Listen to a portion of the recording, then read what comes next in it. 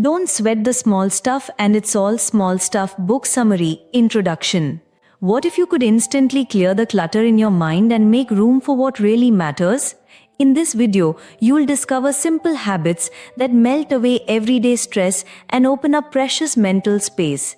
You'll learn practical bite-sized tips, each one a quick way to stay calm, focused, and in control. We'll explore the big ideas that tie these tips together, showing you how tiny changes can lead to a more grounded, carefree life. You'll see why advice from decades ago still works today and how you can use these insights right now to feel more peaceful and present. Stick around because by the end, you'll have fresh, actionable tools to stop sweating the small stuff and start living with true ease. Please read, or listen, or watch till the end of the book summary. This video, including its audio and script, is protected by copyright. Unauthorized reproduction, distribution or piracy is strictly prohibited and may result in legal action. Welcome to Mindfulness and Happiness, English Book Summary, Episode 6. In this episode, we'll explore 1997 published book, Don't Sweat the Small Stuff and It's All Small Stuff. Simple ways to keep the little things from taking over your life, written by Richard Carlson. Don't Sweat the Small Stuff and It's All Small Stuff, Book Summary, Chapter 1. Freedom of Less Worry. What if you could let go of small annoyances in an instant? Imagine not losing your cool when someone cuts you off in traffic. Think about shrugging off that hurtful comment without letting it ruin your mood. This is the power of not sweating the small stuff. We all know life is short, yet we let tiny irritations steal our joy. When you choose to ignore them, you free up energy. Energy to be kinder, energy to be more patient, energy to notice the beauty all around you. Perfection can trap you in a cycle of stress, a messy closet, a few extra pounds, someone else's quirks. When you obsess over these flaws, your calm slips away. The book teaches us to catch ourselves when we start to nitpick. You tell yourself, life doesn't need to be perfect to be wonderful. Slowing down does not make you lazy. It lets you think clearly. Frantic energy drains your creativity. Calm focus fuels it. People who stay peaceful can still be high achievers. They make better choices. They enjoy the journey more. Your inbox will never be empty. Work will always wait. But your well-being and the joy of your loved ones won't. When something nags at you, ask, will this matter a year from now? Most of the time the answer is no. That simple question changes your perspective. Accepting life's unfairness can feel strange. We think fairness is our right, but life never promised it. When you accept this truth, you stop feeling like a victim. You start using what you have. You face challenges head on. By the end of this chapter, you will have clear steps to shift your mindset. You will learn how to let go of perfection. You will see why calm people can still win big. You will know how to save your energy for what truly matters. Stick with this book and discover a calmer, freer you. Don't Sweat the Small Stuff and It's All Small Stuff, Book Summary, Chapter 2. Patience Practice. What if a simple habit could calm your whole day? Imagine turning waiting time into your secret weapon. In the book, you learn that true peace comes from growing your patience. Patience is more than sitting through a boring meeting. It is choosing calm over chaos. When you pick patience, you open yourself to the present. You stay cool even when things go wrong. Think about traffic jams. You feel the stress rising. Now pause. Tell yourself, this is small stuff. That moment of mindfulness changes everything.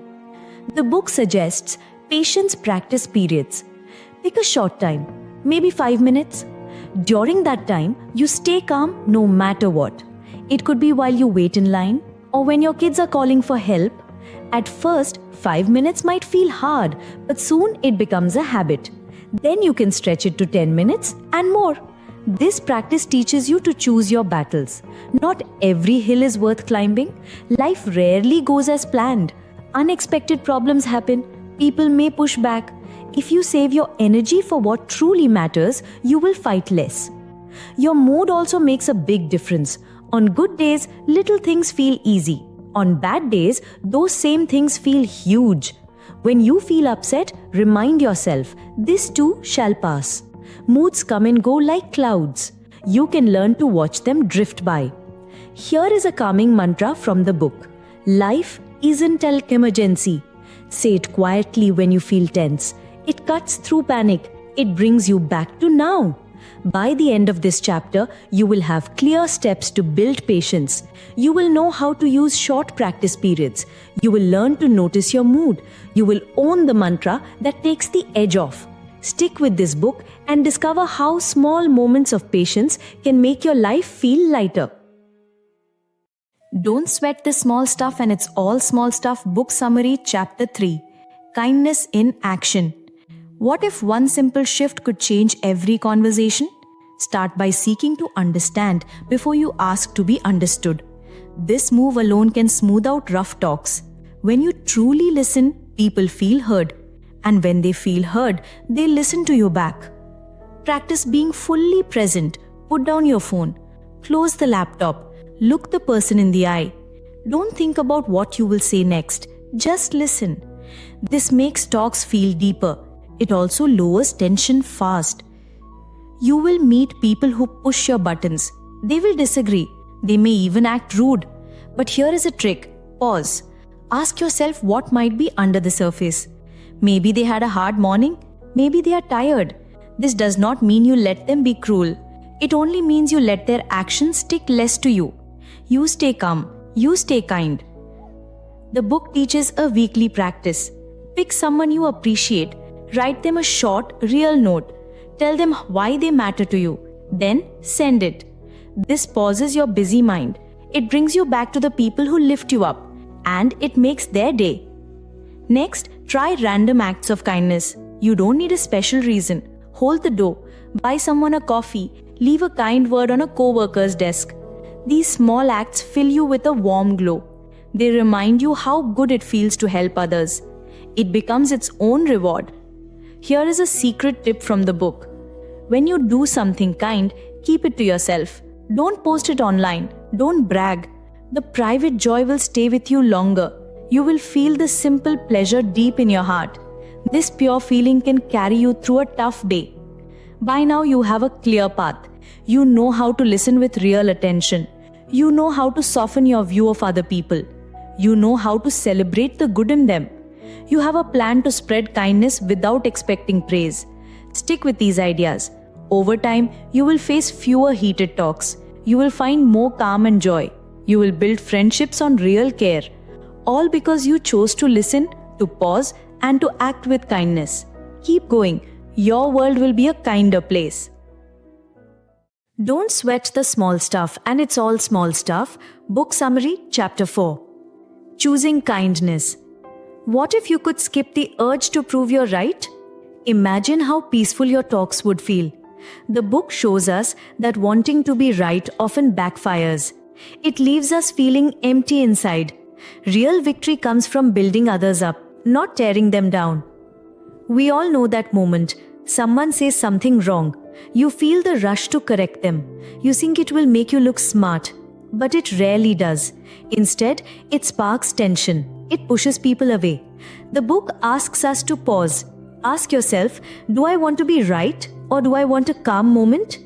The key is awareness. Notice when you slip into criticism. Admit it to yourself. Then catch yourself before you speak. Turn that urge into a chance for humility. Offer a gentle question or a kind word. This small pause can shift the whole conversation. Ironically, the less we chase approval, the more we get it. People are drawn to quiet confidence. They respect genuine humility. So resist the urge to brag. Let others shine. You will feel lighter. You will earn real respect. Curiosity brings its own rewards. Think of yourself as a human explorer. Everyone experiences life in a unique way. Honor that. Ask open questions. Listen with real interest. When you let go of quick judgments, you learn more. You see how your own ideas can change. Change is never easy. Habits take time to shift. Remember the simple rule. Be grateful when you feel good. Be graceful when you feel bad. Emotions pass. Bad moods will not last forever. Grace means staying steady through the ups and downs. No panic, No struggle, just calm acceptance. Plans rarely stay on track. Expect surprises. A tight schedule can be upended in a moment. When you accept this, you get less rattled. You deal with curveballs more smoothly. Here is a reminder from the book. You become what you practice. If you greet every bump with stress, that is the person you will be. But you have a choice. Practice calm. Practice kindness. Practice patience. Do it daily. Over time, these choices shape you.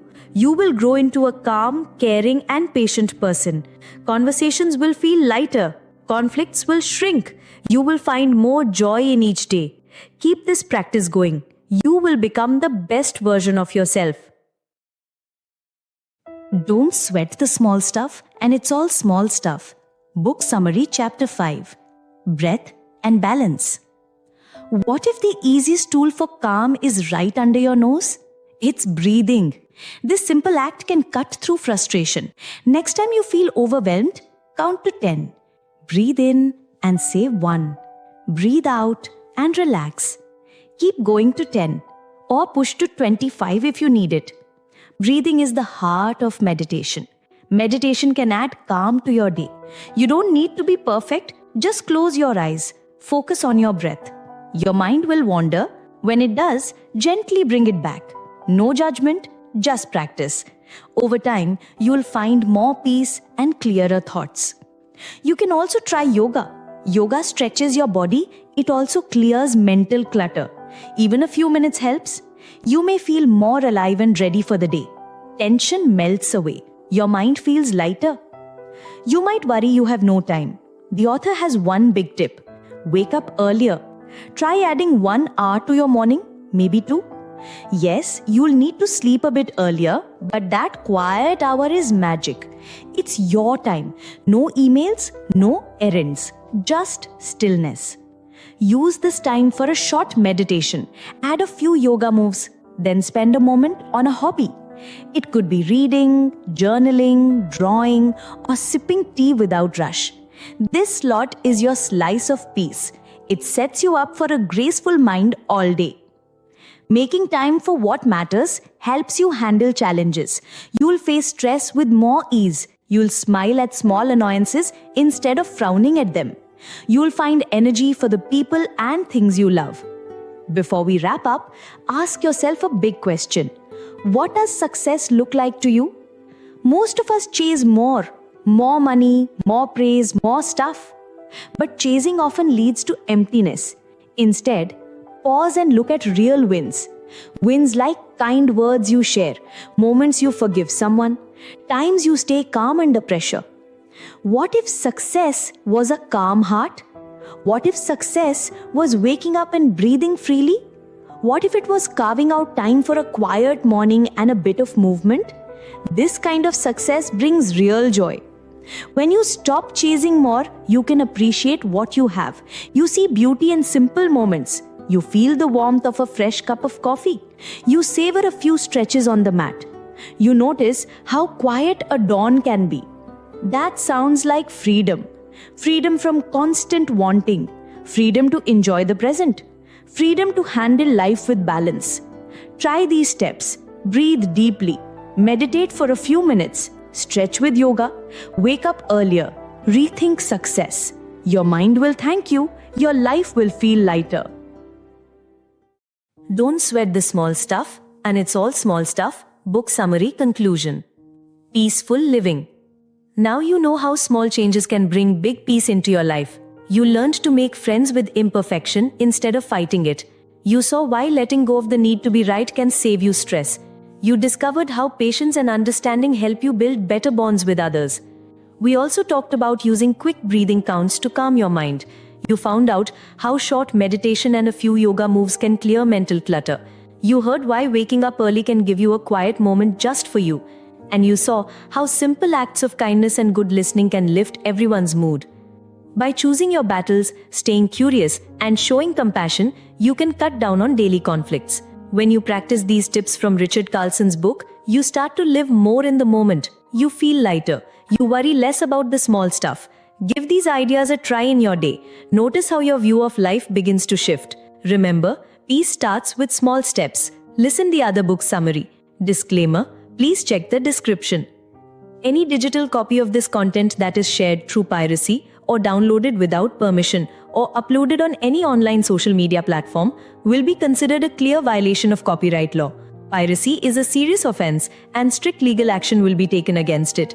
Additionally, copyright infringement may result in a strike against your YouTube channel or page, and it could even be deleted. Therefore, please do not engage in piracy or support it. This content has been created based on the references from the mentioned book. However, it may contain some unintentional errors or inconsistencies due to human or mechanical mistakes. If you notice any mistakes or inconsistencies, please accept our apologies and inform us through a comment, message, or email. If you enjoyed this book summary and wish to gain complete knowledge of the book, then please consider purchasing the book from an online or offline bookstore and reading it. Thank you very much.